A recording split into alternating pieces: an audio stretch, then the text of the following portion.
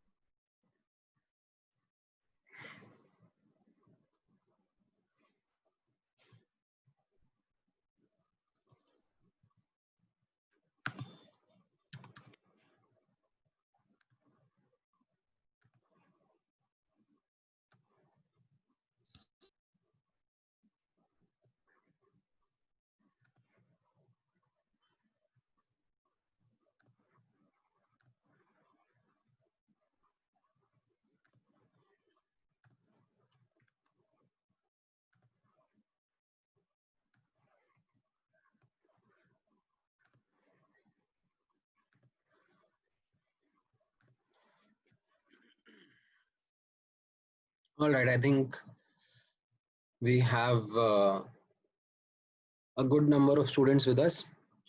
Good morning, guys. अच्छा, before I start आज का lecture, मैं एक्चुअली वो एक्सरसाइज जो मैंने आपको ग्रुप पे बोला था वो मैं करना चाह रहा था with students of medical batch as well. मैंने जैसे इंजीनियरिंग बैच के साथ में एक आइडिया लिया था कि हमारे जूम पर एज वेल एज व्हाट्सएप पर कौन कौन स्टूडेंट्स हैं जो कि एक्टिव हैं। ठीक है, एक minute, let me just share the full screen.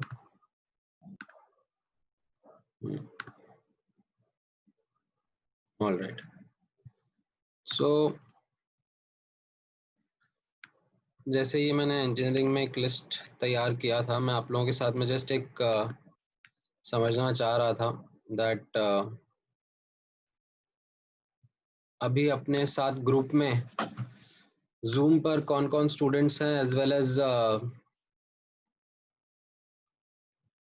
WhatsApp group में कौन कौन स्टूडेंट्स हैं। तो आप लोग मुझे थोड़ा सा हेल्प करना टू आइडेंटिफाई कौन से स्टूडेंट्स व्हाट्सएप ग्रुप में एडेड हैं।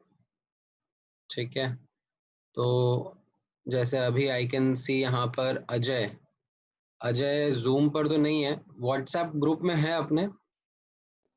नहीं, व्हाट्सएप ग्रुप में भी नहीं है। ओके, अंजलि खैर जूम पे भी है और अंजलि व्हाट्सएप पर भी है। अश्विनी भी दोनों जगह है। दामिनी भी आई है आज। ओके, देन दीपाली भी है। ग्रेट। देन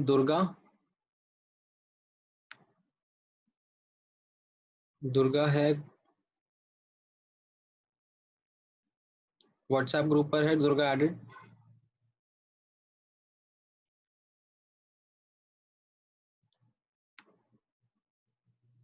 ठीक है, आई थिंक आपको किसी को आइडिया होगा तो बताना मुझे। दुर्गेश के बारे में किसी को आइडिया है? दुर्गेश जूम पर तो नहीं है पर व्हाट्सएप ग्रुप पर एक्टिव है। नहीं सर। अच्छा, व्हाट्सएप ग्रुप पर भी नहीं है। ओके, देन गंजन जूम पर या फिर व्हाट्सएप पर? जूम पर तो नहीं दिख रहा है गंजन। व्हाट्सएप ग्रुप पर है? यस। हाँ सर। चलो ठीक है, व्हाट्सएप ग्रुप पर तो है कम से कम। गौरव आता है रेगुलरली। ओके, हितेश? जूम पर नहीं है। व्हाट्सएप पर है। अच्छा, जयश्री? जयश्री, आपका स्पेलिंग ये सेम ही है क्या दोनों जगह का?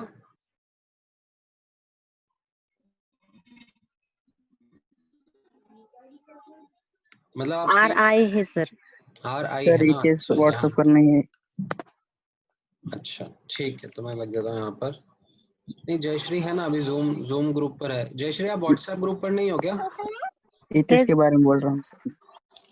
रितेश रांडे के बारे में बोल रहा हूँ। अच्छा अच्छा, हितेश नहीं है व्हाट्सएप ग्रुप पर। ओके ओके, नहीं। ठीक है ठीक है। ज्योति, ज्योति तो है हमारे साथ में। ज्योति अभी तो थी जस्ट,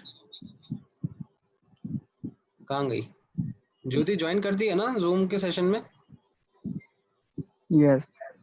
हाँ, पता नहीं आज नहीं आई है, बट रहती है जनरली, मैंने नाम देखा है उसका। ओके, कंचन, कंचन, कंचन के बारे में आइडिया दो। वो जूम व्हाट्सएप पर, पे है सर। व्हाट्सएप पर है, जूम पर भी रहते हैं सर। ओके। कभी जूम कभी पर रहती। ओके, ठीक है। देन किरण तो दिख रही है मुझे। ठीक है, प्रेरणा? नहीं सर। जूम पर तो नहीं सर। व्हाट्सएप ग्रुप पे आइडिया है किसी को, है क्या? नहीं सर, व्हाट्सएप पर भी नहीं।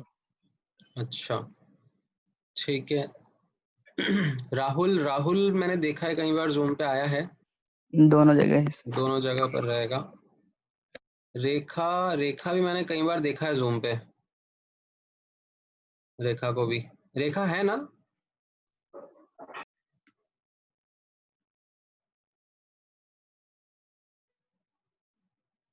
जूम पे और व्हाट्सएप ग्रुप पर?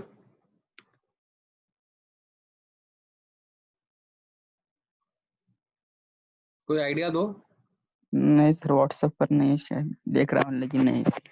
नहीं है, हो सकता है, मतलब मुझे भी थोड़ा सा डाउटफुल लग रहा है, पर ठीक है। अच्छा, सागर, सागर तो मैंने कभी देखा ही नहीं है। व्हाट्सएप पर है सर। जूम पे नहीं आता वो। नहीं, संदीप? व्हाट्सएप पर है। अच्छा, संजीवनी?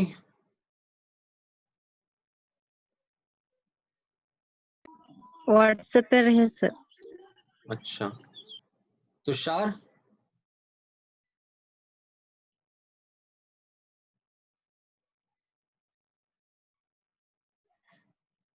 तुषार भी नहीं देखा मैंने कभी नहीं, इसको। व्हाट्सएप पर नहीं। व्हाट्सएप पर भी नहीं है। अच्छा, वृशाली और वृशाली, सॉरी।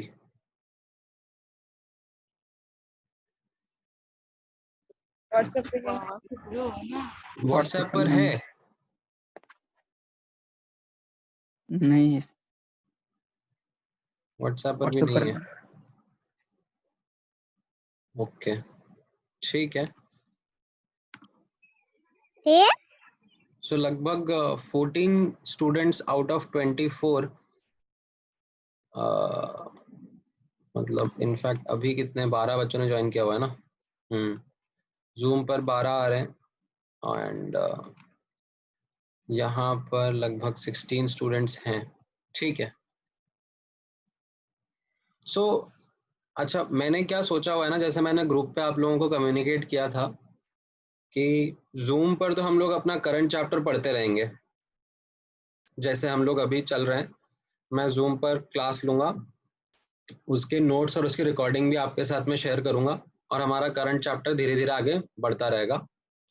अभी जो पुराने चैप्टर हैं हमारे फिजिकल केमिस्ट्री के, ठीक है, उनके लिए मैंने सोचा है कि मैं आपको बीच बीच में छोटे छोटे क्विज बना बना के देता रहूंगा, एंड वो स्पेशली एनसीईआरटी फोकस रहेंगे।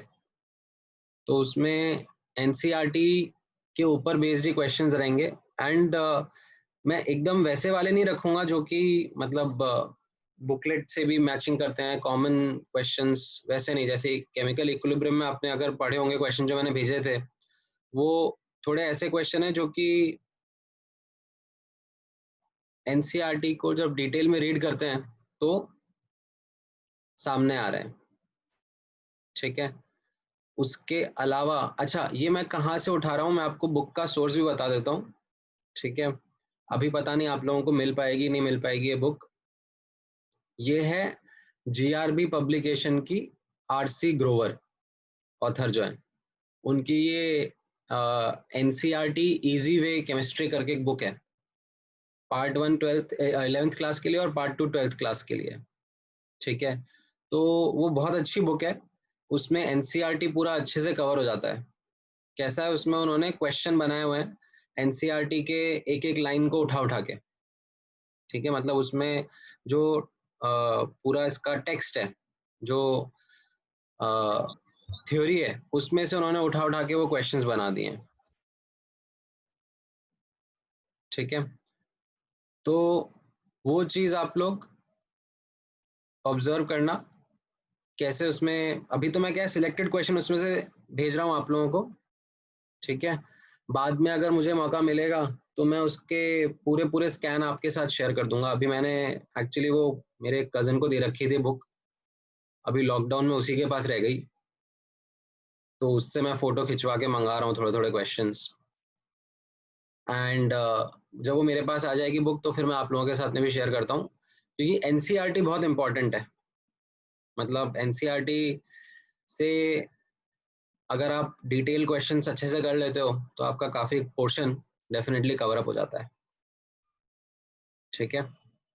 अच्छा, इसमें आप लोगों को कुछ और ऐड करना है, मतलब कुछ और आप लोगों को इसमें कोई आइडिया प्रेजेंट करना है, बिकॉज मैं ये चाहता हूँ कि हम लोग थोड़ा व्हाट्सएप ग्रुप पर भी एक्टिव रहे। क्वेश्चंस वगैरह जो मैं भेज रहा हूँ उनके आंसर्स करो, कुछ डाउट पूछो, तो धीरे धीरे अपना इंटरेक्शन थोड़ा बढ़ेगा। और जो बाकी लोग ज्वाइन नहीं कर रहे हैं या कर पा रहे हैं, उनका भी थोड़ा सा फिर मानस बनेगा इधर ज्वाइन करने का, ठीक है। कोई और सजेशन आप लोगों की तरफ से इसमें, एनीथिंग यू वांट टू से?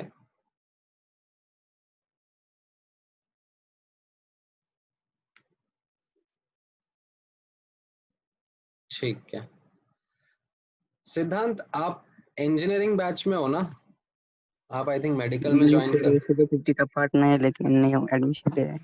न्यू स्टूडेंट, लेट एडमिशन है 12th में। अच्छा अच्छा अच्छा, 12th में एडमिशन लिया सिद्धांत ने, तो मैं आपका नाम यहाँ पे लिख देता हूँ।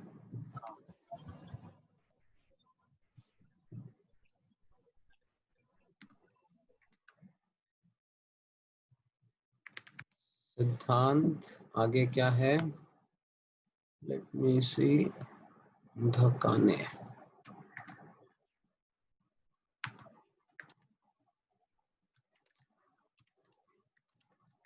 ओके,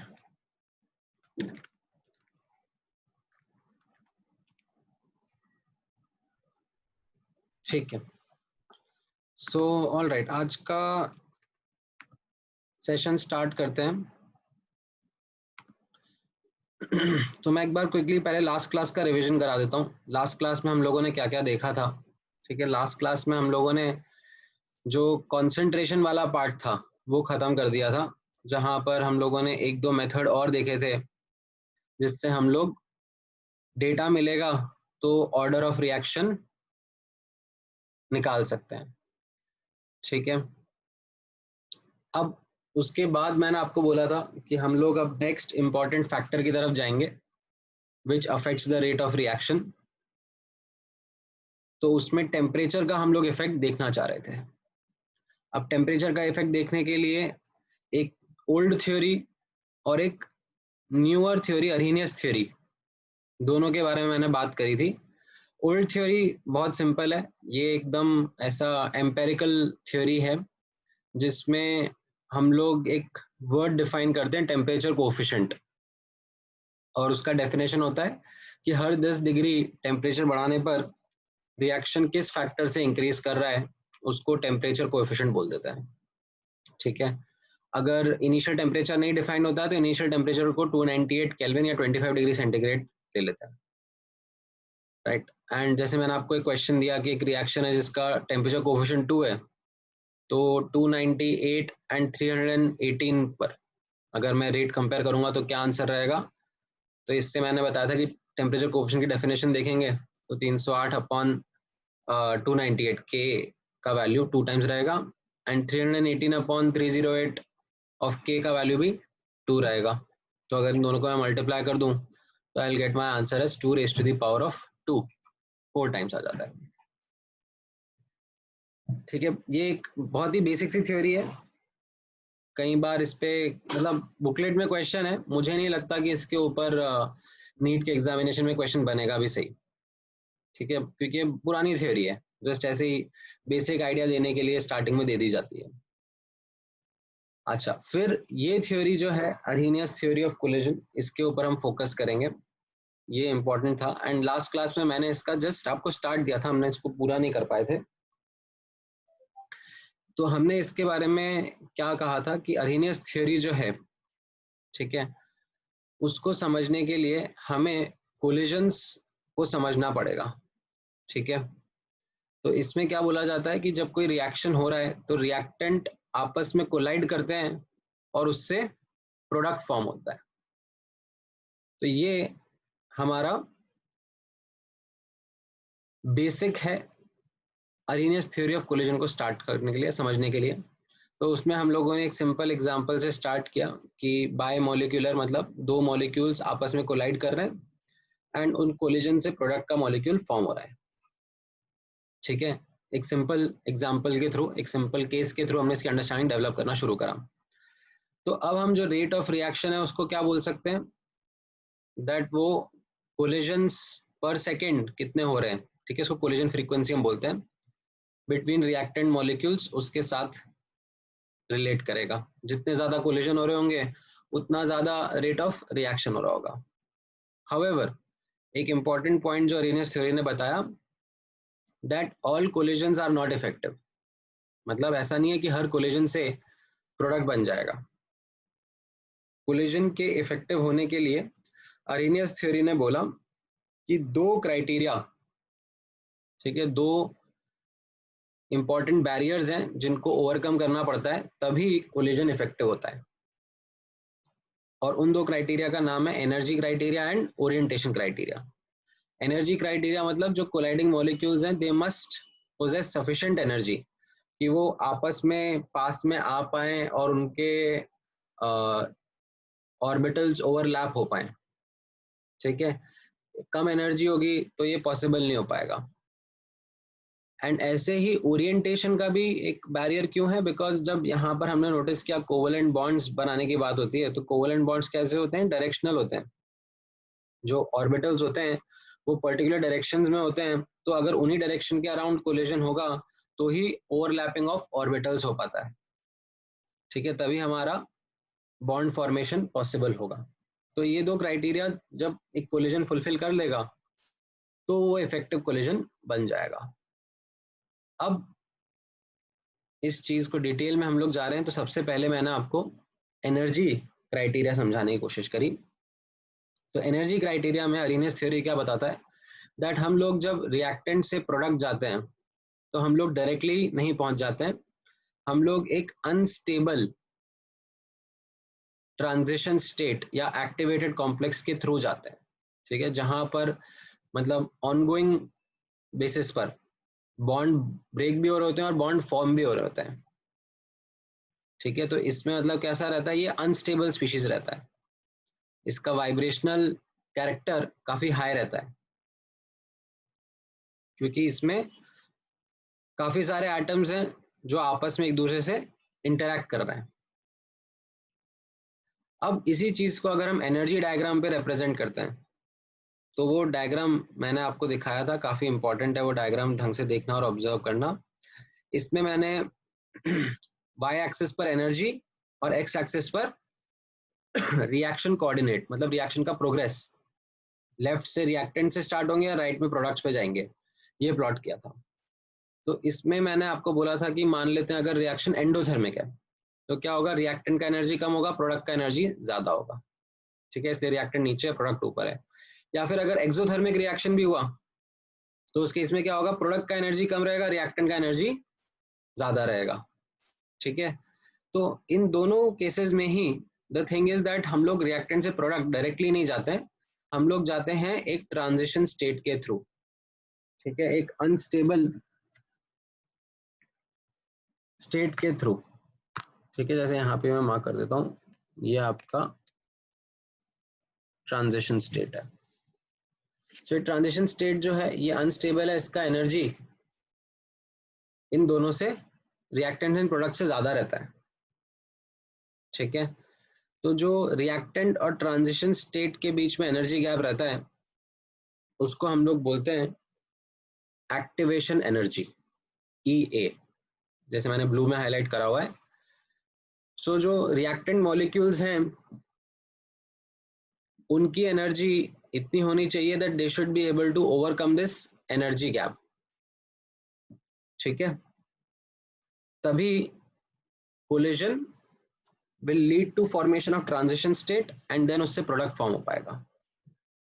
ठीक है, अच्छा, अब ये एक्टिवेशन एनर्जी को डिटेल में थोड़ा मैंने यहाँ पे डिफाइन कर दिया। It is the extra amount of energy which reactant molecules, ठीक है, having energy less than the threshold must acquire so as their mutual collision may lead to bond breaking or formation। ठीक है, तो ये threshold energy minus average energy is activation energy. Threshold energy क्या हो गया, threshold energy ये transition state का energy हो गया, एंड एवरेज एनर्जी ये रिएक्टेंट्स का एवरेज एनर्जी हो गया, जो यहाँ पे प्लॉट किया हुआ है। इनके बीच का difference is what is activation energy. ठीक है, अच्छा, अब इसी चीज को मैंने थोड़ा सा डिटेल में आप लोगों को बताया था कि अगर कोई रिवर्सिबल रिएक्शन है जो कि बहुत फॉरवर्ड या बैकवर्ड जाता है तो उसमें हम लोग टर्म्स यूज करते हैं ऐसे, EA forward and EA backward. ठीक है, activation energy of forward direction and activation energy of backward direction. तो इसमें आप ऑब्जर्व कर सकते हो कि फॉरवर्ड मतलब जाना, रिएक्टेंट से प्रोडक्ट जाना, तो activation energy of forward direction क्या होगा, transition state minus average energy of reactants.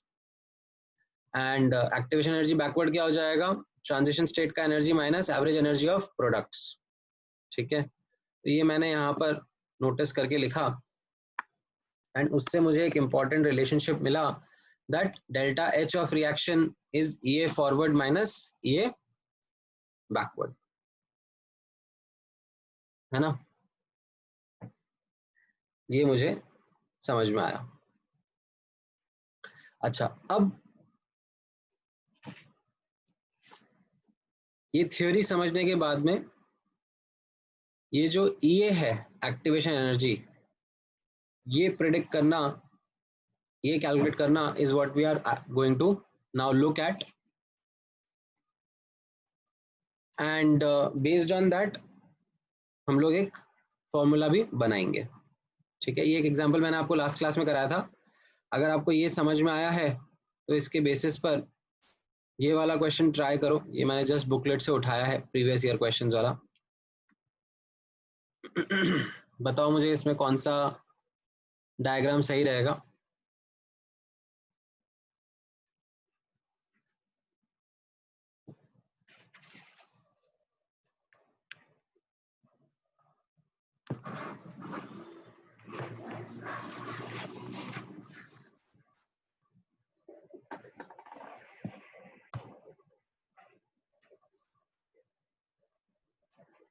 Endothermic word use किया है इसमें, सी।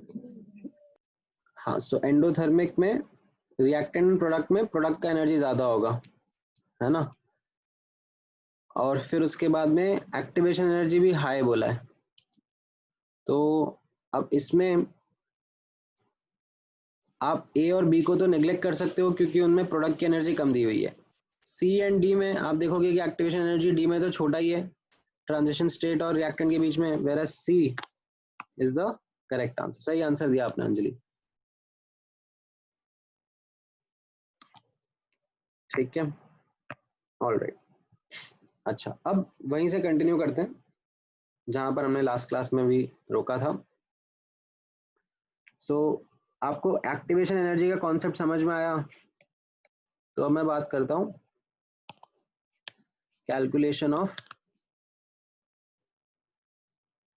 और not calculation of activation energy, rather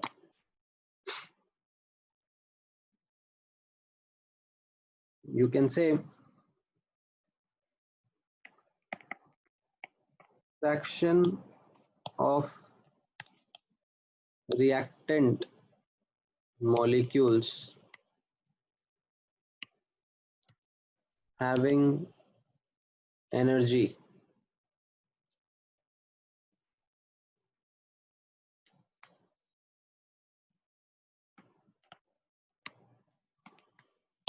greater than EA.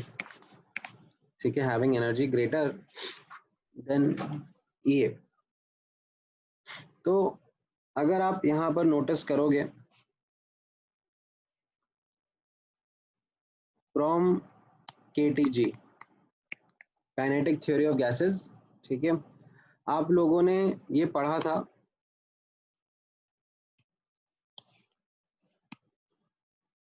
Speed distribution.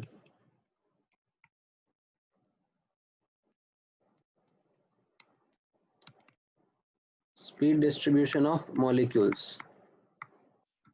आप लोगों ने average speed, most probable speed, RMS, ये सब डिस्कस किया था गैसियस स्टेट चैप्टर में. तो उसमें कैसा था, कुछ मॉलिक्यूल्स की कम स्पीड रहती है, कुछ मॉलिक्यूल्स की ज्यादा स्पीड रहती है. एंड ये जो ग्राफ था ये ऐसा बेल शेप्ड कर्व होता था. ठीक है, यहाँ एक्स एक्सिस पर स्पीड रहता था और वाई एक्सिस पर हमें 1/n dn/du प्लॉट करना होता था. ठीक है, एंड इस ग्राफ से अगर मैं इस ग्राफ के अंदर देखता था तो इस ग्राफ से मुझे फ्रैक्शन ऑफ मॉलिक्यूल्स पता पड़ते थे having certain speed between u1 and u2. ठीक है, अगर मतलब यहाँ पर ऐसे मान लो मैं एक u1 स्पीड डाल दूंगा और एक u2 स्पीड डाल दूंगा तो उसके अंडर का जो एरिया रहेगा, ठीक है, ये एरिया क्या रिप्रेजेंट करता था, area give fraction of molecules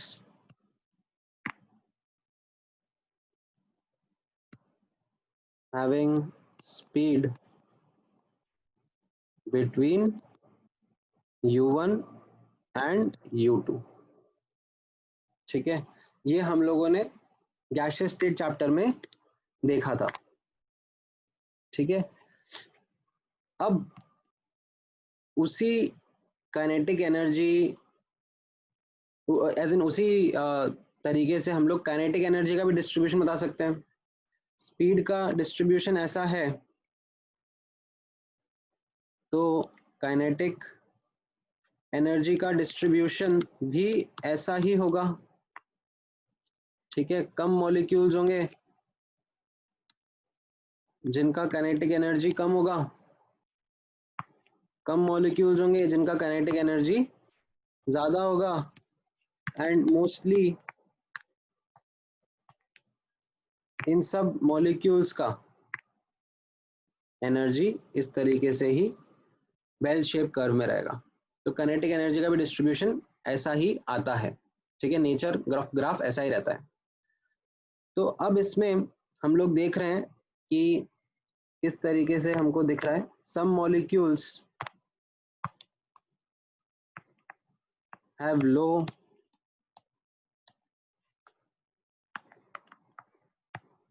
energy, some molecules have high energy.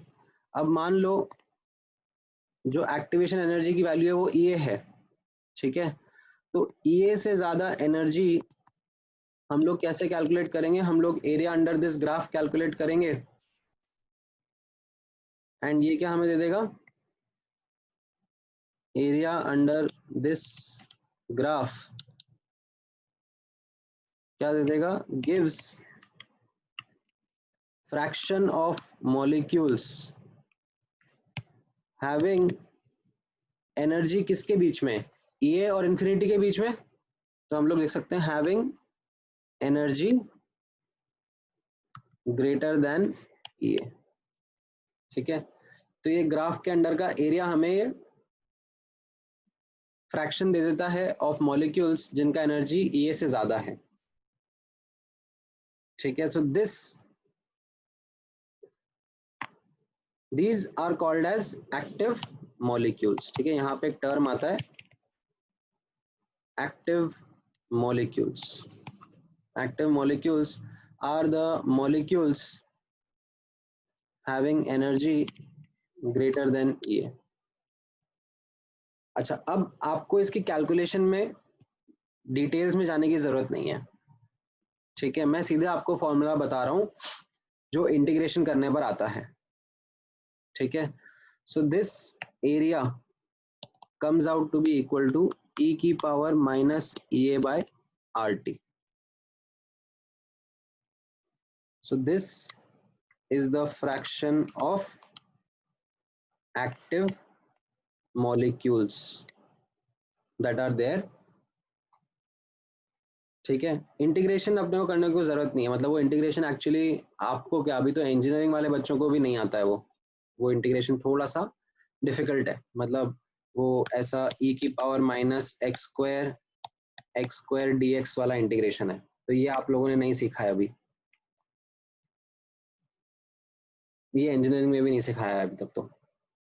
तो एनीवेज आपको ये आंसर याद रखना है that this will give you the fraction of active molecules e की power minus EA by RT। ठीक है, इसका बैकग्राउंड थोड़ा सा NCERT में भी इतना ही बैकग्राउंड आपको बताया गया है कि जिस तरीके से हम लोगों ने मैक्सवेल स्पीड डिस्ट्रीब्यूशन देखा था, वैसे ही मैक्सवेल एनर्जी डिस्ट्रीब्यूशन भी होता है। तो उसमें अगर हम एरिया अंडर द ग्राफ निकालेंगे तो उससे हमें fraction of molecules having energy greater then EA मिलेगा। ठीक है, अच्छा, अब इससे ऑब्जर्व करना, हम लोग एनर्जी का जो बैरियर था, एनर्जी का जो क्राइटेरिया था, उसकी तरफ हम लोग बढ़ पा रहे हैं। ठीक है, कैसा था हमारा, यहाँ पर हमने बोला था रेट ऑफ रिएक्शन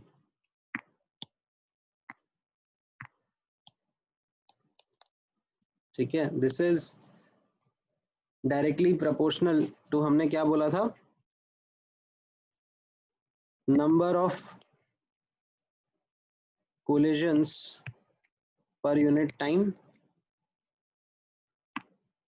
ठीक है, कितने कोलिजन्स हो रहे हैं, पर हमने क्या बोला था कि सारे कोलिजन जरूरी नहीं है कि इफेक्टिव हो। ठीक है, तो उसके साथ में हमें एक ओरिएंटेशन फैक्टर या ओरिएंटेशन बैरियर भी मल्टीप्लाई करना पड़ेगा, एंड एनर्जी बैरियर भी, एनर्जी फैक्टर भी मल्टीप्लाई करना पड़ेगा।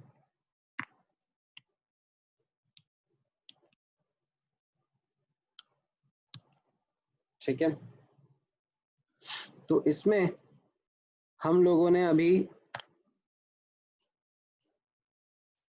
एनर्जी फैक्टर के बारे में बात कर लिया है। ठीक है, सर हाँ सर एनर्जी स्पीड डिस्ट्रीब्यूशन समझाना फिर से। देखो, मैंने आपको एक थोड़ा सा आइडिया दिया, जैसे हम लोग जब KTG पढ़ रहे थे, काइनेटिक थ्योरी ऑफ गैस पढ़ रहे थे। ठीक है, तो उसमें आप लोगों ने मैक्सवेल स्पीड डिस्ट्रीब्यूशन के बारे में पढ़ा था। ठीक है, तो मैक्सवेल ने क्या करा था, मैक्सवेल ने अपनी एक पूरी थ्योरी बनाई थी, एंड उस थ्योरी के बेसिस पर मैक्सवेल ने बोला था that I have come up with this equation. ठीक है, that 1/n dn is equal to 4 pi m upon 2 pi RT raised to the power of 3/2 e की power minus mu square by 2 RT u square du। ठीक है, ये Maxwell ने equation बना ली थी। ठीक है, कैसे बनाई थी इसका प्रूफ आपको उस टाइम पे भी नहीं बताया होगा, क्योंकि इसका प्रूफ स्टैटिस्टिक्स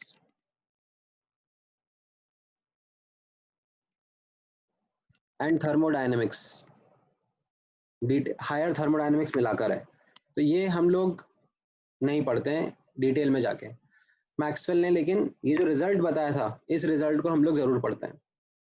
ठीक है, और इस रिजल्ट को हम लोग ये इक्वेशन के टर्म्स में कम पढ़ के ग्राफ के टर्म्स में ज्यादा पढ़ते हैं, कि अगर मैक्सवेल की इक्वेशन को हम लोग ग्राफिकली देखेंगे, ग्राफ पर देखेंगे, तो हमें दिखता है दैट इसमें कैसा है, देखो यहाँ पर, ये देखो e की power u minus you square and u square, ये दो टर्म दिख रहे हैं ना आपको, जो स्पीड के ऊपर डिपेंड कर रहे हैं। तो इसमें कैसा होता है, जैसे जैसे u बढ़ता है, एज u इंक्रीजेस, तो क्या हो जाएगा, ये वाला टर्म तो बढ़ेगा और ये वाला टर्म घटेगा। ठीक है, तो स्टार्टिंग में ये डोमिनेट करता है और फिर एंड में ये वाला डोमिनेट करता है। तो स्टार्टिंग में ग्राफ ऐसे बढ़ता है और फिर एंड में ग्राफ ऐसे कम होता है।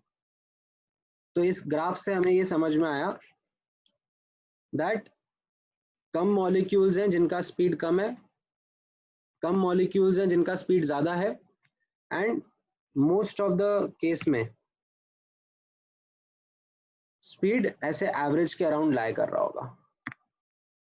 ठीक है, तो उससे ये मैक्सवेल का स्पीड डिस्ट्रीब्यूशन समझ में आता है। ठीक है, अब इसी इक्वेशन में, ठीक है, मैथ्स नहीं कर रहा हूं मैं डिटेल में जाके, ठीक है, जस्ट मैं आपको दिखा रहा हूं।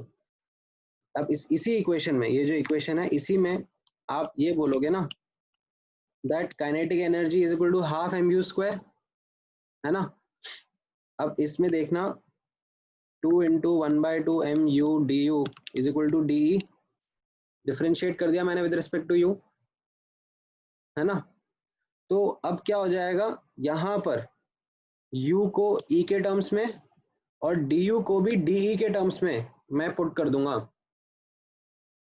ठीक है, थोड़ी सी मैथ्स लगेगी बट मैं इनको पुट कर सकता हूँ, u को e के टर्म्स में और du को de के टर्म्स में पुट कर दूंगा।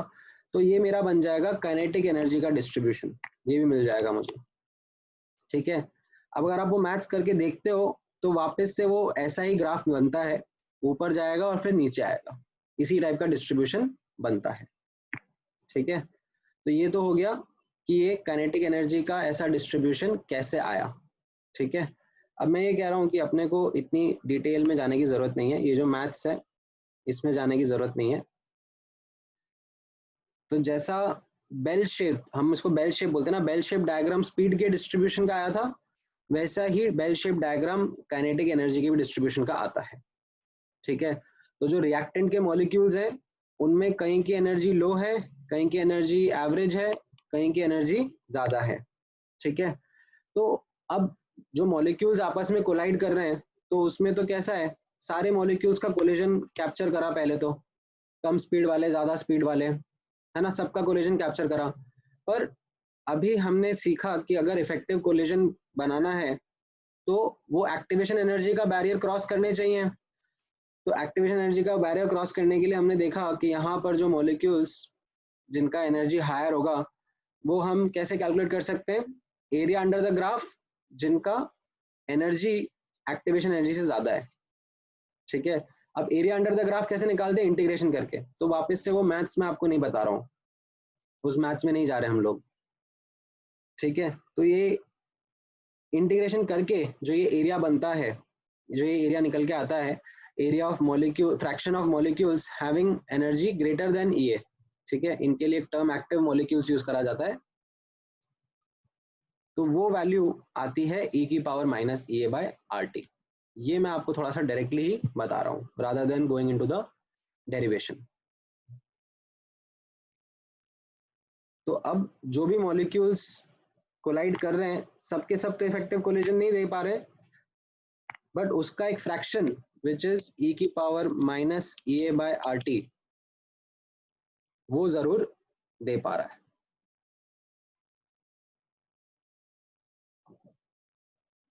ये समझ में आया अभी?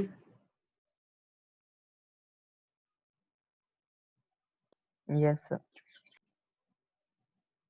अच्छा, अब ओरिएंटेशन फैक्टर के बारे में बात करते हैं। ठीक है, तो ओरिएंटेशन फैक्टर के बारे में भी यहाँ पर नोटिस करना,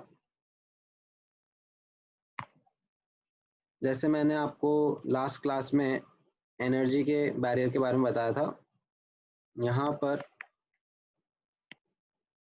ओरिएंटेशन बैरियर के बारे में भी मैं एक छोटा सा पॉइंट मेंशन कर देता हूँ। ओरिएंटेशन बैरियर के बारे में, इसमें अब वापस से ऐसा होता है that according to KTG calculation करी जाती है। ठीक है, अब वापस से जो कैलकुलेशन है उनकी डिटेल में हम लोग नहीं जाएंगे, क्योंकि वो कैलकुलेशंस काफ़ी डिफिकल्ट होती हैं, बट उसमें मैं आपको एक छोटा सा यू कैन से एक स्टेटमेंट ज़रूर लिखाऊंगा। ठीक है, स्टेटमेंट ज़रूर लिखेंगे कि आखिर केटीजी में डिस्क्राइब कैसे करते हैं। ठीक है, तो उसके लिए समझना किस तरीके से ये यूज़ होगा। तो इसमें नोटिस करना, according to KTG the orientation factor, ठीक है, इसका एक और स्पेशल नाम होता है स्टेरिक फैक्टर। ठीक है, इसका एक और नाम रहता है ओरिएंटेशन फैक्टर और steric factor. Captures the probability of correct orientation of collision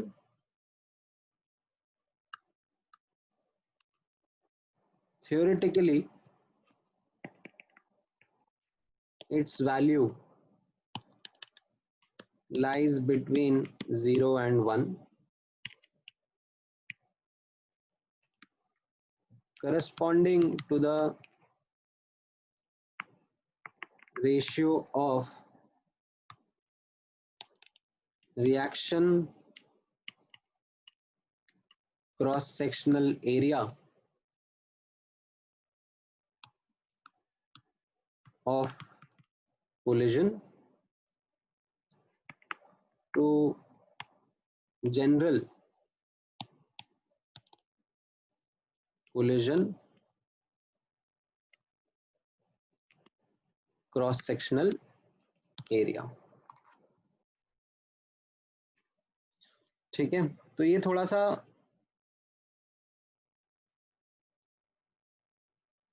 visualisation के ऊपर चला जाता है, इसका प्रूफ, इसका डेरिवेशन। ठीक है, इसमें कैसा है कि हम लोग बोलते हैं कि एक मॉलिक्यूल है और दूसरा मॉलिक्यूल है, वो जब इस तरीके से कोलाइड कर रहे हैं तो ही उनके बीच में कोलिजन इफेक्टिव हो रहा है। अगर वो मान लो किसी और तरीके से कोलाइड कर रहे हो तो कोलिजन इफेक्टिव नहीं हो पाएगा, क्योंकि ऑर्बिटल्स का ओवरलैप होना जरूरी है। ठीक है, मतलब जैसे ये मॉलिक्यूल था ए, तो अगर बी भी इस तरीके से आ रहा है तो हमारा इफेक्टिव कोलिजन हो रहा है, बट अगर इस तरीके से ए है एंड बी भी इसके परपेंडिकुलर आ रहा है तो फिर कोलिजन नहीं होगा। तो अब इसमें ये क्या करते हैं, पूरा ऐसे 3D स्टडी करते हैं मॉलिक्यूल के शेप को एंड उसके बेसिस पर फिर कैलकुलेशन करते हैं। ठीक है, अभी हमें उस सब की डिटेल में, उस सब की कैलकुलेशन में जाने की जरूरत नहीं है, बस इतना हम लोग एक ध्यान रखेंगे कि ये वैल्यू भी 0 से 1 के बीच में रहेगी टिपिकली। ठीक है, theoretically the value lies between 0 and 1 and it captures कि क्या प्रोबेबिलिटी रहेगी करेक्ट ओरिएंटेशन की। ठीक है, तो इसको हम लोग स्टेरिक फैक्टर से डिनोट कर देते हैं। ठीक है, स्टेरिक फैक्टर, या फिर इसको ऐसे पी से डिनोट कर देते हैं, इसका सिंबल रहेगा पी। ठीक है, तो यहाँ पर ये ओरिएंटेशन फैक्टर को ऐसे स्मॉल p से डिनोट कर देते हैं। अच्छा, जो नंबर ऑफ कोलिजन्स होते हैं उनको हम लोग डिनोट करते हैं z से, ठीक है। z is called as the collision frequency, ये भी KTG से ही निकल के आता है। अब इसके बेसिस पे हम लोग क्या लिखेंगे, thus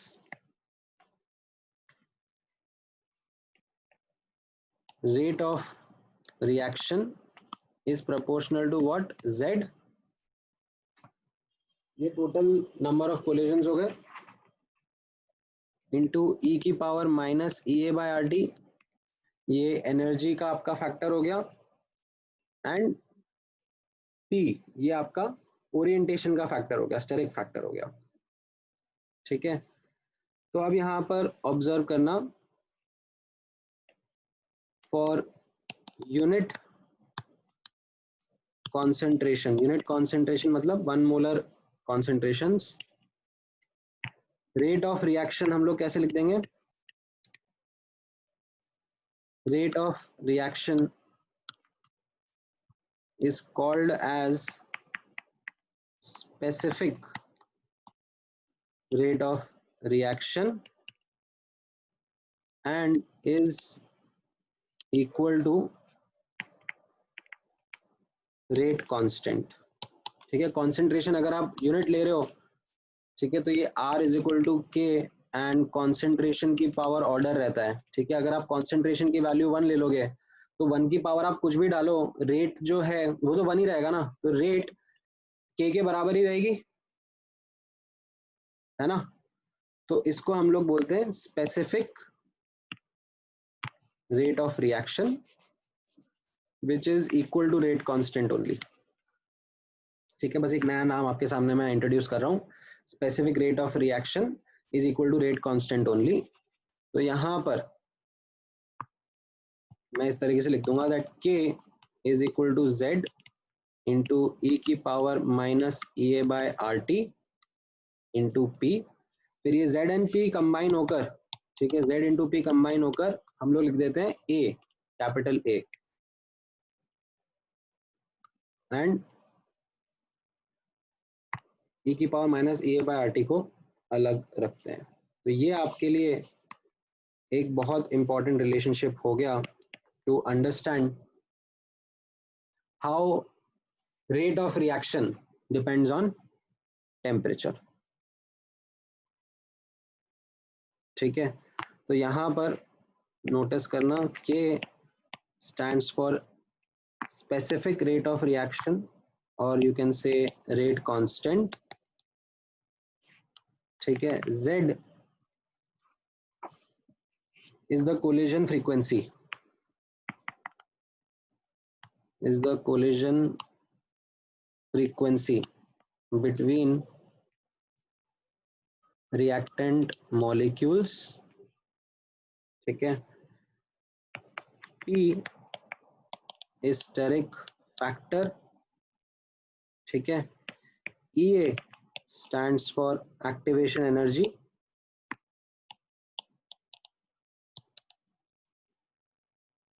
ठीक है। ये जो EA है,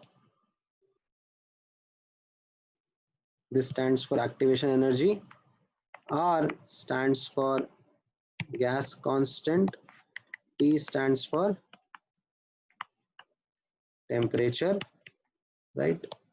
ये E की पावर माइनस EA/RT जो इन सबसे मिला के बनाया गया है वो क्या कहलाता है, दिस इज समथिंग जो हम लोगों ने बताया ऊपर यहाँ पर, that this is the fraction of molecules having energy greater then activation energy barrier, ठीक है। सो यहाँ पर रिमेंबर द एक्सप्लेनेशन जो मैंने ऊपर लिखवाया आपको, ठीक है। स्टेरिक फैक्टर के बारे में भी मैंने यहाँ पे आपको एक्सप्लेनेशन लिखवाया, that it captures the probability of correct orientation of collision, ठीक है। एंड ये इनको Z को और P को कंबाइन करके जो ये टर्म बना A, ठीक है, इसको नाम कहते हैं अर्हीनियस फ्रीक्वेंसी फैक्टर, ठीक है, या फिर इसका नाम दे देते हैं हम लोग प्री एक्सपोनेंशियल फैक्टर, ठीक है। ये इसका एक अलग से नाम दे दिया जाता है ए के टर्म को।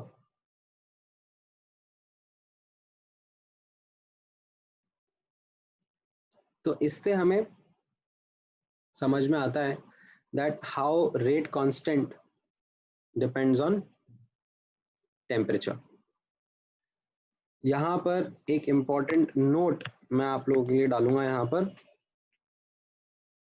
जब हम इसका न्यूमेरिकल कैलकुलेशन करेंगे तो हमें इस चीज का खास ध्यान रखना है दैट यूनिट्स में कोई गड़बड़ नहीं हो, ठीक है। तो इस केस में units are very important. Temperature always in kelvin डालना है यहाँ पर, ठीक है। एंड आर का value, R depends upon unit of Ea, ठीक है। अगर ईए मान लो मैं कैलोरी या किलो कैलोरी में यूज कर रहा हूँ तो इसका मतलब आर क्या लिखना पड़ेगा मुझे, 2 कैलोरी पर मोल केल्विन, ठीक है। मान लो अगर ईए इन जूल या किलो जूल यूज हो रहा है तो आर का वैल्यू मुझे 8.314 जूल पर मोल केल्विन यूज करना पड़ेगा, ठीक है। तो ये आपको ध्यान रखना पड़ेगा। आप लोगों ने आई एम श्योर थर्मोडायनेमिक्स में ये चीज के ऊपर देखा होगा। तो ये यूनिट्स का हम लोग खास ध्यान रखेंगे। तो अब इससे मुझे रिलेशनशिप मिला of how rate depends on temperature. अब इसको मैं एक्सप्लोर करता हूँ और, ठीक है। तो यहाँ पर आप ऑब्जर्व करना,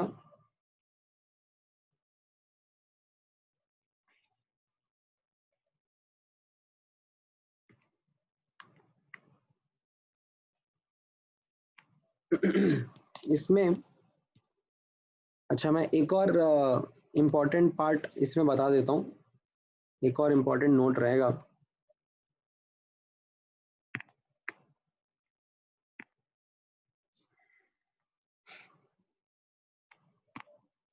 इसको मैं इस तरीके से हाईलाइट कर देता हूँ, डिपेंडेंस ऑफ के, स्मॉल के लिखना, ठीक है। Small K is rate constant, capital K will become equilibrium constant, dependence of K on temperature. So k is equal to a e की power minus E A by R T, ठीक है। अब इसमें notice करना, in this expression t appears in the exponential term as well as frequency factor term, ठीक है। जो a होता है ना वो भी स्क्वायर रूट ऑफ t के प्रोपोर्शनल होता है। मतलब अगर टेम्परेचर आप बढ़ाते हो एक सिस्टम का तो जो मॉलिक्यूल्स है उनके बीच के कोलिजन भी बढ़ जाते हैं। तो ऐसा नहीं है कि ए में डिपेंडेंस नहीं है, जो ए है फ्रीक्वेंसी फैक्टर है वो भी टेम्परेचर पे डिपेंड करता है, ठीक है। बट हम लोग क्या करेंगे, however for moderate range of temperature change we only focus on exponential term। मतलब हम a को कांस्टेंट ही मान लेंगे, a के अंदर जो चेंज है उसको बोल देंगे कि वो कुछ खास चेंज नहीं हो रहा है, सिर्फ एक्सपोनेंशियल टर्म जो है उसके अंदर ही चेंज मानेंगे। तो उससे हम लोग कैसा लिख देंगे, दस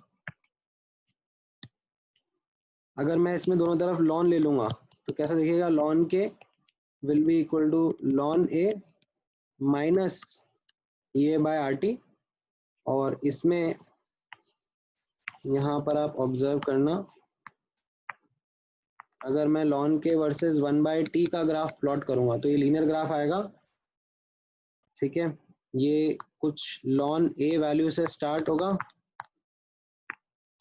ये y इंटरसेप्ट रहेगा एंड इसका स्लोप नेगेटिव होगा, slope is equal to minus A by R.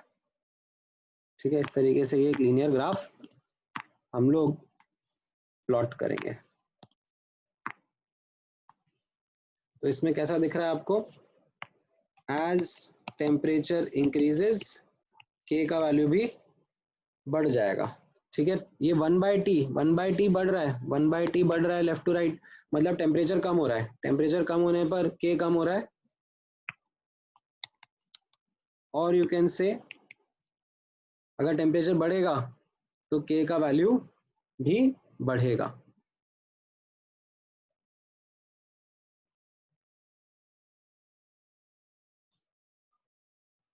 ठीक है, तो ये पार्ट हमें temperature dependence of rate constant बताता है।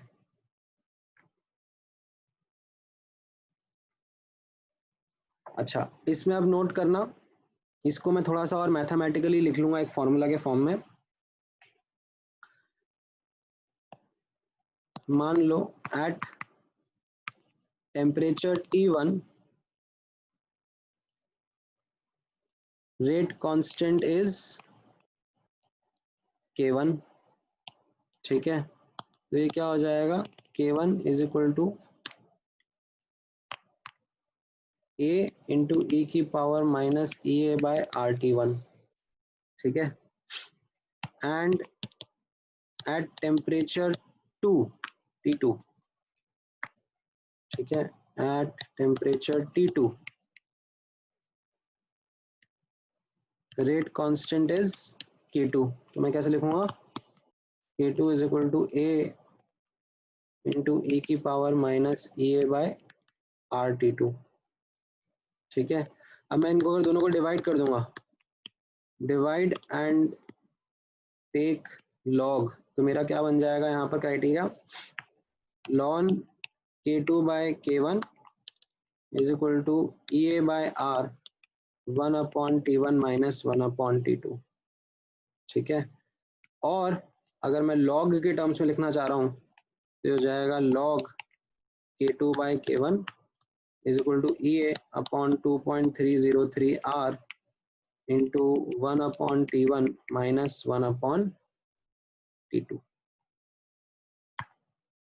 इस तरीके से भी मैं देख सकता हूँ कि टेम्परेचर पर डिपेंडेंस कैसा है।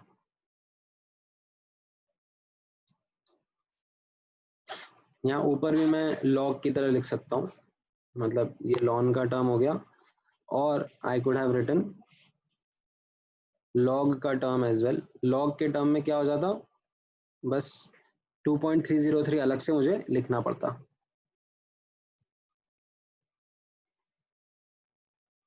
ठीक है, तो ये इतना पार्ट आपको समझ में आया, that how we write the dependence on temperature, rate constant कैसे डिपेंड कर रहा है, एंड उसके बाद हम लोग सब्जेक्टिवली न्यूमेरिकली भी करेंगे और सब्जेक्टिवली देखेंगे कि जैसे जैसे टेम्परेचर बढ़ता है रेट ऑफ रिएक्शन बढ़ता जाएगा, और अगर टेम्परेचर कम हो जाएगा तो रेट ऑफ रिएक्शन भी कम हो जाएगा।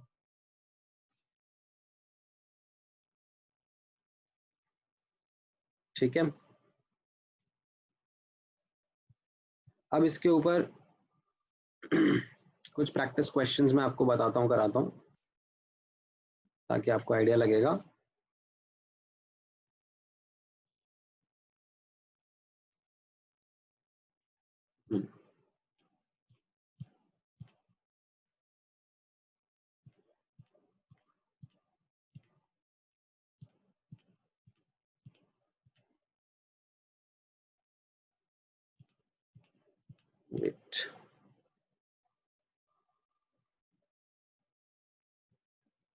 तो अब ये आप जो बुकलेट की थ्योरी है,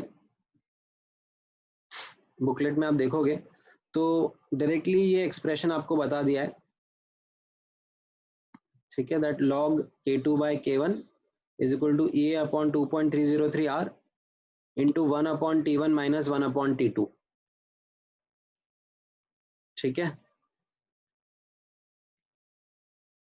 तो ये एक्सप्रेशन को मैंने थोड़ा डिटेल में आपको बताया है, ठीक है। यहाँ पर बुकलेट में तो बहुत शॉर्ट में बस इतना ही दे दिया कि ये अरेनियस का इक्वेशन है, ठीक है। आपके लिए अरेनियस का इक्वेशन समझना जरूरी है, ठीक है। साथ ही साथ में ये भी जरूरी है दैट ये अरेनियस का इक्वेशन हम लोग किस तरीके से लेके आए हैं, ठीक है। तो ये एक बार ध्यान से डिटेल में ऑब्जर्व करना। अच्छा, एक दो क्वेश्चन आप ट्राई करोगे अभी यहाँ पर, तो ये वाला क्वेश्चन तो एज इट इज ही है कि which of the following is correct, तो वो तो अरेनियस इक्वेशन का एक्सप्रेशन ही याद रखना है, ठीक है। Then which of the following expression gives the effect of temperature on rate constant, तो वापस से हम लोगों ने देख लिया, ये तो वही सेम एक्सप्रेशन ही है जिसके बारे में पूछा जा रहा है। अच्छा, log के वर्सेस 1/t, log के वर्सेस 1/t हम लोगों ने देखा कैसा रहेगा, लीनियर ग्राफ रहेगा, ठीक है। एंड इससे हमको क्या क्या मिल जाता है, जो स्लोप होगा उससे एक्टिवेशन एनर्जी मिल रहा है और y इंटरसेप्ट से फ्रीक्वेंसी फैक्टर मिल रहा है ना। ये हमने अभी प्लॉट किया ना, यहाँ पर हमने ln k वर्सेस 1/t का प्लॉट किया था। आप log वर्सेस 1/t का प्लॉट कर दोगे तो जस्ट ये 2.303 का फैक्टर भी आएगा, ठीक है। मतलब अगर यही चीज मैं यहाँ पर थोड़ा सा इसको या तो ऐसा डिटेल में लिख लेता हूँ,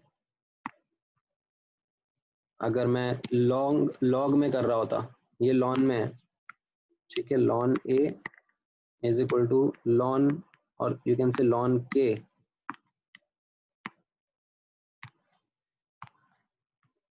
is equal to ln a minus A by R T, ठीक है। या फिर आप log k भी बोल सकते थे, log k would have been log a minus e upon 2.303 RT, ठीक है। तो इसमें अगर मैं ग्राफ बनाऊंगा, यहाँ पर नोटिस करना ln k वर्सेस 1/t का, तो ये ग्राफ स्ट्रेट लाइन होगा विद अ नेगेटिव स्लोप, ये y इंटरसेप्ट ln a होगा and slope will be equal to minus E A by R, ठीक है। अगर यहीं पर मैं ये log k वर्सेस 1/t का ग्राफ बनाऊंगा, तो यहाँ पर y इंटरसेप्ट होगा log a एंड स्लोप जो होगा वो क्या होगा यहाँ पर minus E by 2.303 एकदम सही, माइनस ए अपॉन 2.303 आर, ठीक है। तो ये लॉन और लॉग ध्यान रखना, कई बार इसमें केयरलेस मिस्टेक हो जाती है, ठीक है।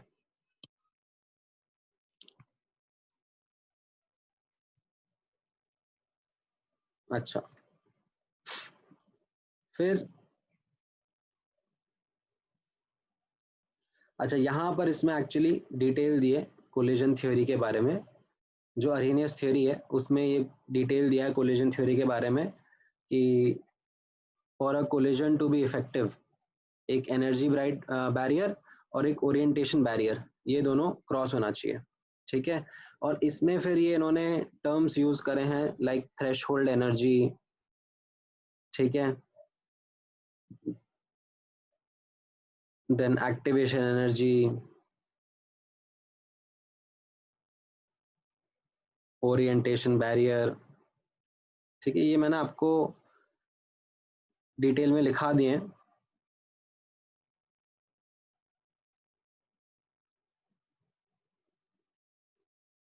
ठीक है। तो इन्होंने भी वैसे ही पूरा बताया है यहाँ पर,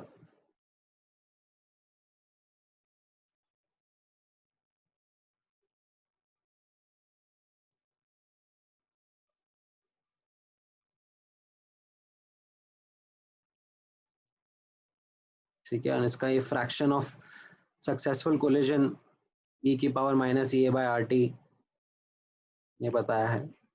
ठीक है, तो ये सब हम लोगों ने देखा ही है। ठीक है, ये ट्रांजिशन स्टेट के थ्रू जाते हैं।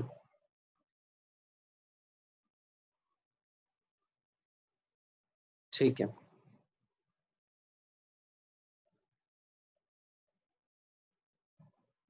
ओके, इतना पार्ट आपको समझ में आया? इस पे थोड़ा बहुत क्वेश्चंस करेंगे अभी अपन, numerical as well as subjective. ठीक है, दोनों टाइप के क्वेश्चंस मैं कराता हूँ इस पर, ऑब्जर्व करना। तो थोड़े से देख लेते हैं, पहले प्रीवियस ईयर क्वेश्चंस देख लेते हैं, प्रीवियस ईयर क्वेश्चंस किस टाइप के बन रहे हैं इस पर।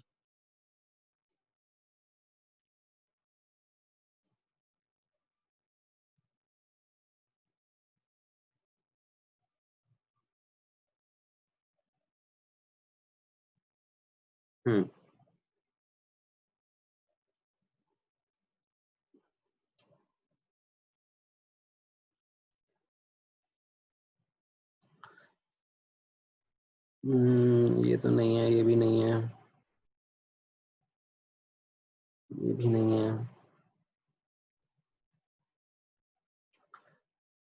ठीक है, कैटलिस्ट वाला अभी पार्ट बचा हुआ है, वो मैं कराऊंगा आपको।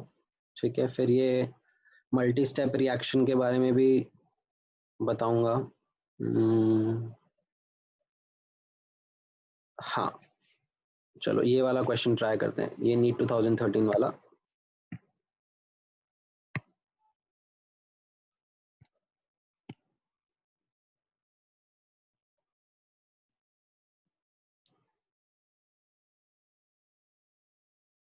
हम्म,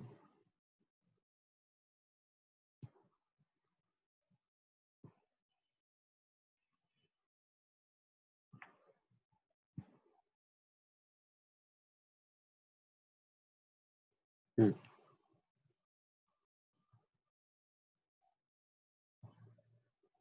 ठीक है, चलो करके बताओ।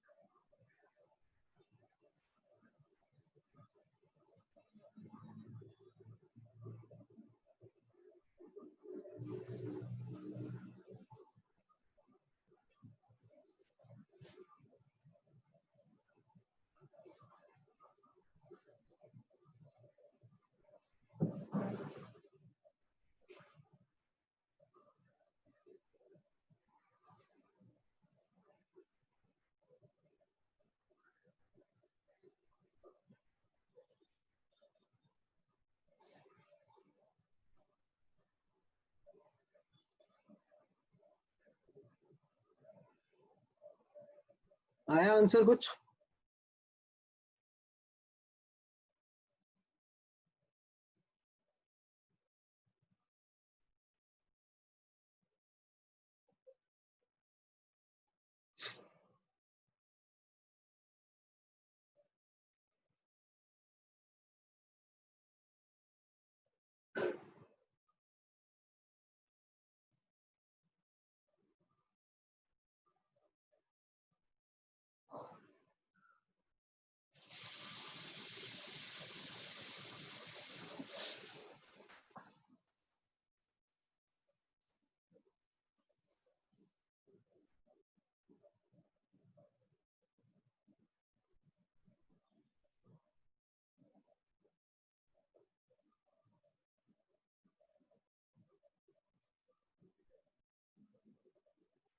इसमें कैसे करेंगे देखो, अब अगर आप लोगों ने ट्राई करा हो तो। अश्विनी का आंसर आ रहा है बी, देख लेते हैं एक बार quickly. Rate doubles when temperature is raised from this, so ln k2 by k1 is equal to EA by R 1 upon T1 minus 1 upon T2। ठीक है, तो अब इसमें नोटिस करना, मैंने आपको जो जो चीज़ें बताई थी, यहाँ पर रेट डबल हो रहा है, तो K2 by K1 को तो मैं T लिख दूंगा, सॉरी 2 लिख दूंगा, है ना। अच्छा, अब इसके बाद में EA मुझे निकालना है। अब EA की यूनिट्स मुझे दिख रही हैं, ये सब जूल किलो जूल में है, तो R का वैल्यू 8.314 यूज करना चाहिए, वैसा क्वेश्चन में भी लिखा भी है। एंड टेम्परेचर जो है, ठीक है, टेम्परेचर के बारे में बोला जा रहा है दैट केल्विन में यूज करना चाहिए। ठीक है, टेम्परेचर केल्विन में अगर हम यूज करेंगे तो ही हमारा आंसर सही आएगा। तो यानी कि यहाँ पर टेम्परेचर ये 1/293, ठीक है, 20 degree centigrade, and 35 degree centigrade कितना हो जाएगा, 308। तो अब इससे मेरा EA का सही वैल्यू आएगा। ln 2 का वैल्यू 0.693 तो मुझे पता ही है, राइट। तो ये क्या हो जाएगा, 0.693 इंटू 293 इंटू 308, ठीक है, इंटू 8.314 अपॉन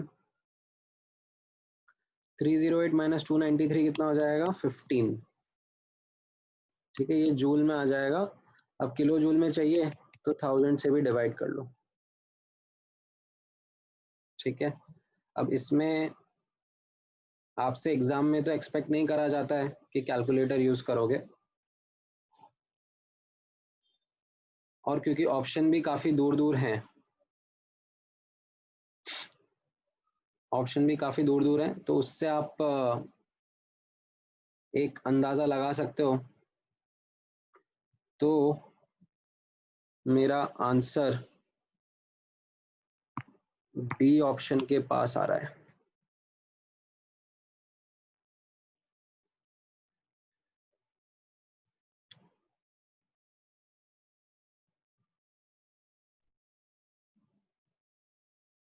ठीक है, मतलब मैं इसको रफ कैलकुलेशन अगर करना चाहूंगा, मैं आपकी जगह होऊंगा, रफ कैलकुलेशन करना चाहूंगा तो मैं क्या करूंगा, इसको 0.7 रखूंगा, इसको भी 300 रखूंगा, इसको भी 300 रखूंगा, और इसको 8.3 को मैं 25/3 बोल दूंगा। ठीक है, और एक रफ कैलकुलेशन करना चाहूंगा। ठीक है, तो रफ कैलकुलेशन कैसा दिख रहा है, ये 2 0 गए, 3 गया, इधर से ये 3 गया। ठीक है, फिर ये 15 और ये 300 का ये 20 हो गया। ठीक है, और ये 1 0 चला गया, 2.7, और ये 50 इंटू 0.7 तो ये 34 आ रहा है लगभग। समझ में आया? ये क्या करा मैंने, ये मैंने अप्रोक्सीमेशन से कैलकुलेशन करने का तरीका आपको बताया।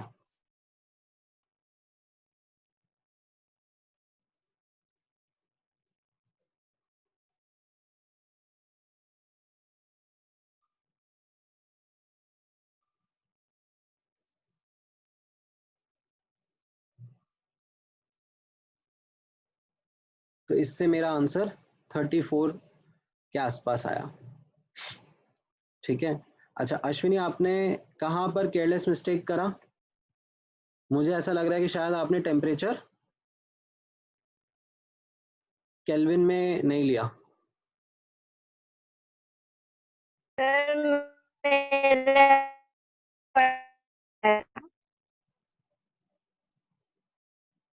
नहीं, आपकी आवाज़ थोड़ी सी ब्रेक हो गई। आप टाइप करके बताओ ना मुझे, आपने क्या केयरलेस मिस्टेक करा, मुझे समझना है।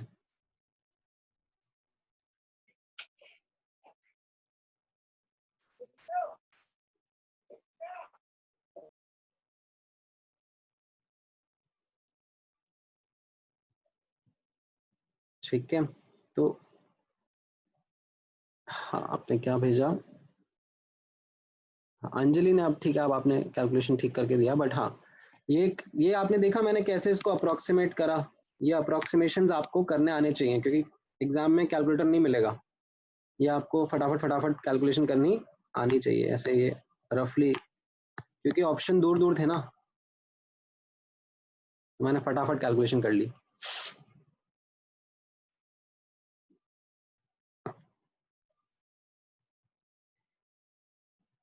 अच्छा, चलो एक और क्वेश्चन ढूंढते हैं।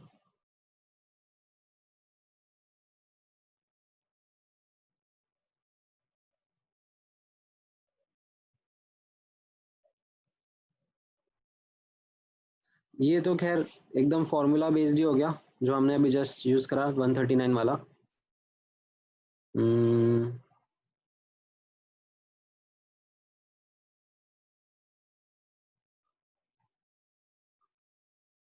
ठीक है, चलो ये वाला करते हैं, VMMC वाला 134।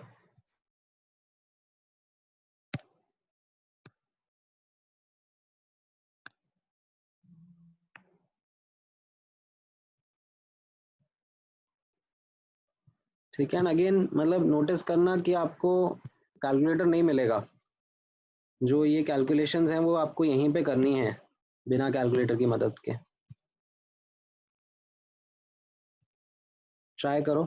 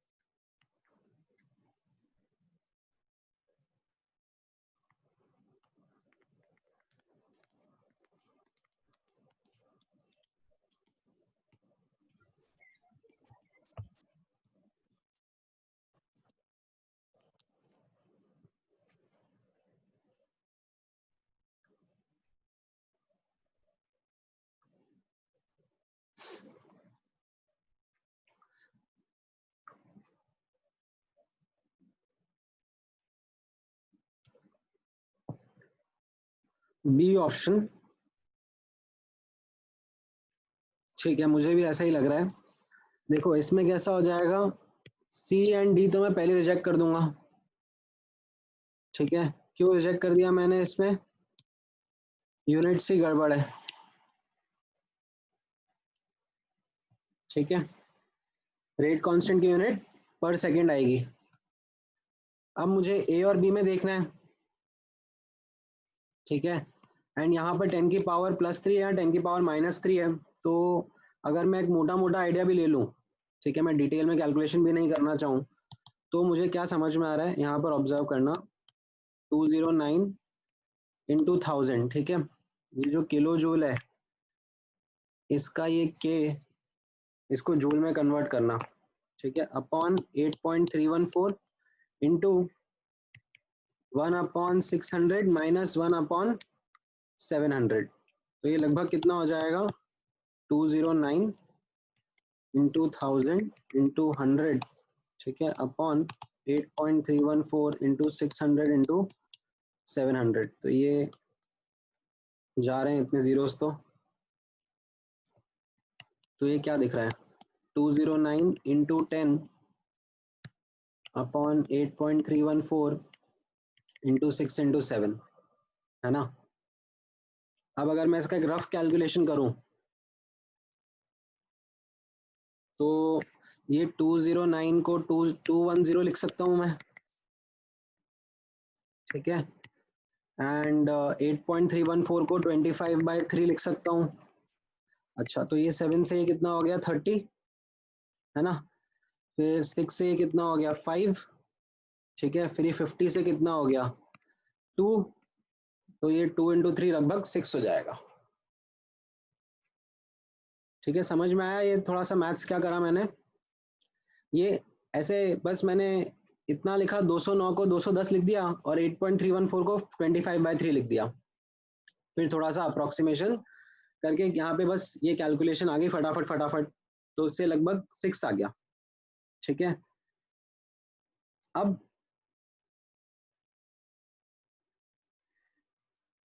ई की पावर 6 मुझे यहाँ पर देखना है। ठीक है, ln K2/K1 होगा, है ना। तो K2/K1 क्या आ जाएगा, e की पावर 6। तो K2 क्या हो जाएगा, e की पावर 6 इंटू जो भी मेरा K1 था, K1 कितना था, 1.6 इंटू 10 की पावर -5, है ना। अब e की पावर 6 लगभग लगभग कितना होगा, ये e की वैल्यू 2.7 समथिंग रहती है। ठीक है, 2.7 raise to the power of 6। तो ये अभी आप लोगों को पता है, अगर मैं आपसे 2 की पावर 6 पूछूंगा एंड 3 की पावर 6 पूछूंगा, तो आपका आंसर क्या रहेगा, 2 की पावर 6 हो जाएगा, 2 की पावर 5 होता है 32, 2 की पावर 6 हो जाएगा 64, है ना। एंड 3 की पावर 6 कितना होगा,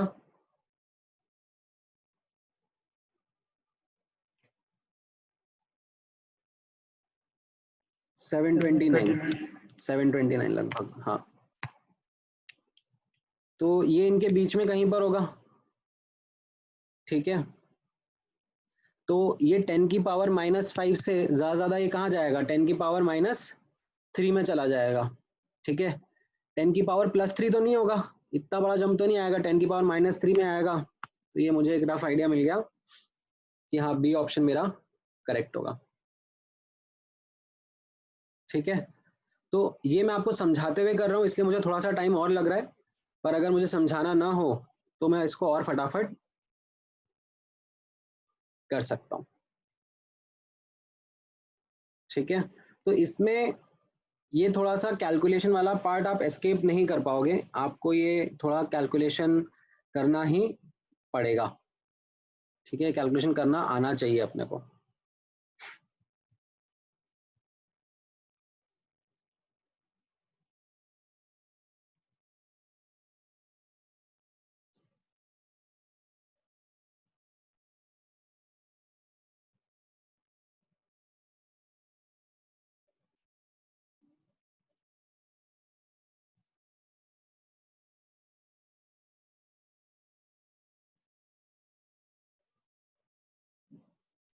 is this clear? Yes, sir. Okay, चलो।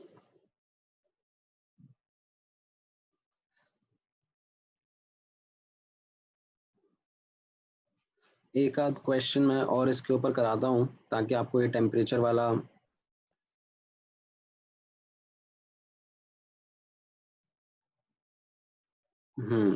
ये वाला ट्राई करते हैं।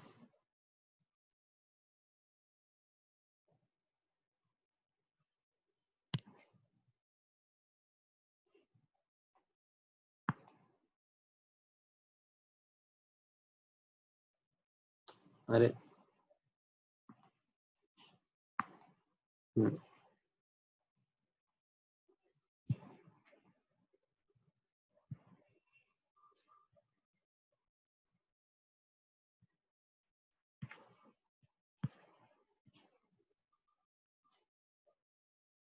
ये वाला ट्राई करो।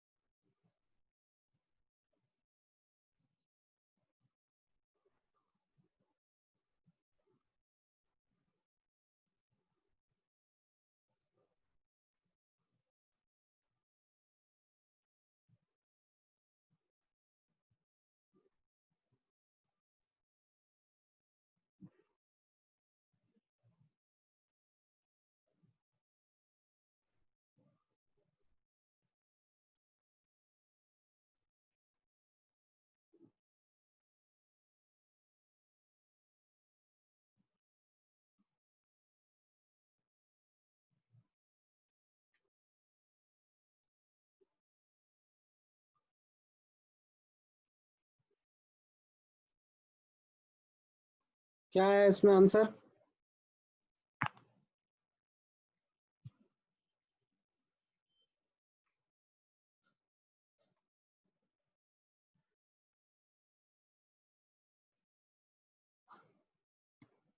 ln k2 by k1 is equal to A upon, और ln की जगह यहाँ पे हम लोग log का फॉर्मूला यूज कर लेते हैं, तो log k2 by k1 will be A upon 2.303 r, ठीक है। और इनफैक्ट मैं ये वाला k2 by k1 यहाँ पे दो कंपेरिजन नहीं हो रहा, मैं ln k is equal to ln a minus A by R T, या फिर log k is equal to log a minus A upon 2.303 R T, ये यूज कर लेते हैं, ठीक है। तो ये log k upon a, the ratio of rate constant to Arrhenius factor is equal to minus a upon 2.303 RT, और EA की वैल्यू क्या दी हुई है? 2.303 RT दी हुई है, तो ये -1 हो गया, है ना। तो k by a will be 10 की पावर -1, that is 0.1। ये आपका बी ऑप्शन मैच कर गया।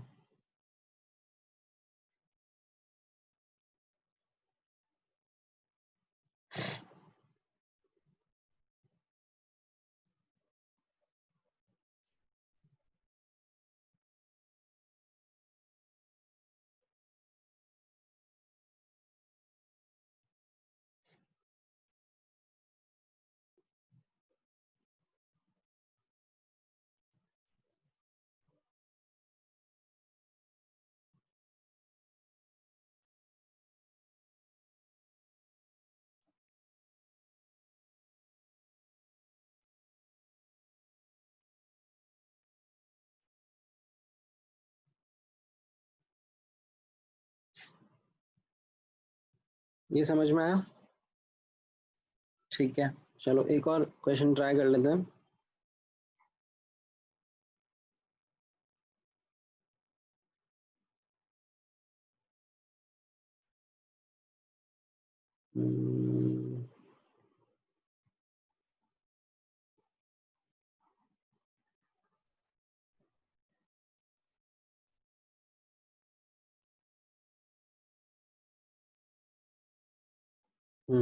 ये वाला ट्राई करो, चलो।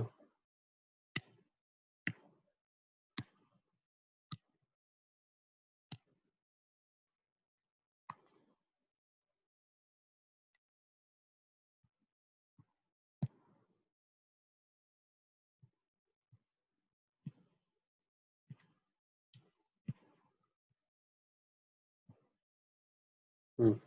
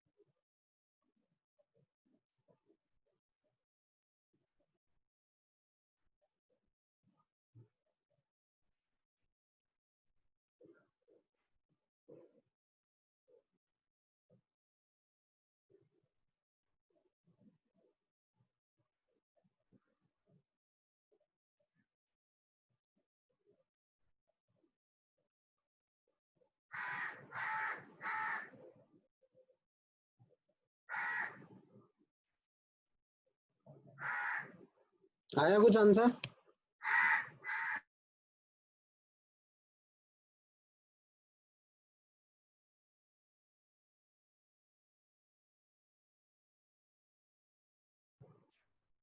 क्या करना पड़ेगा इसमें? वापस से थोड़ी सी मैथ्स लगानी है, दोनों को इक्वेट करना है। एक मिनट में यार, एक कौवे को भगाने दो।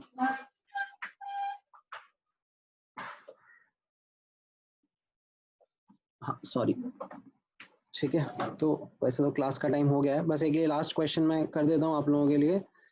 तो k1 इक्वल टू k2, इसका मतलब क्या हो जाएगा?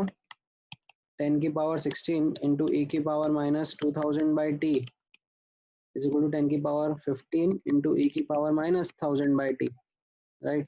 तो ये यहाँ पर 10 हो जाएगा, राइट। एंड यहाँ पर ये e की पावर कितना लिखेंगे?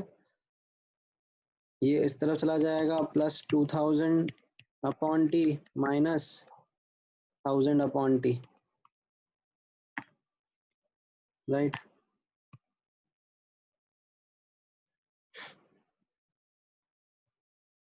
तो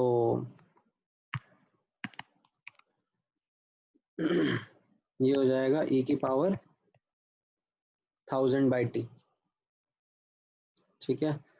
दोनों तरफ लॉन ले लेंगे तो ये ln 10 is equal to 1000 by T हो जाएगा। तो टी हो जाएगा 1000 अपॉन लॉन 10 एंड लॉन 10 क्या होगा? 2.303 लॉग 10, लॉग 10 तो 1 होता है, तो ये 1000 अपॉन 2.303 केल्विन, यानी कि ये डी ऑप्शन आपका आंसर हो जाएगा,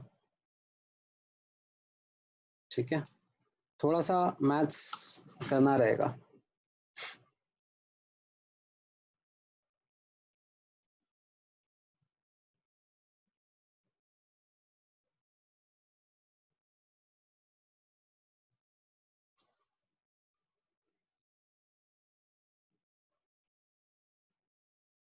ठीक है,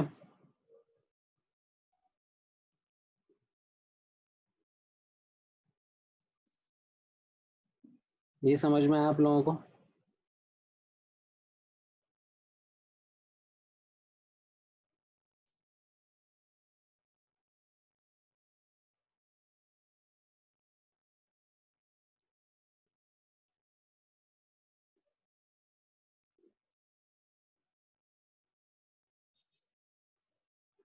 चलो ऑलराइट, आज का क्लास यहीं पे क्लोज करते हैं, ठीक है। नेक्स्ट क्लास में फिर हम लोग आगे का डिस्कस करेंगे।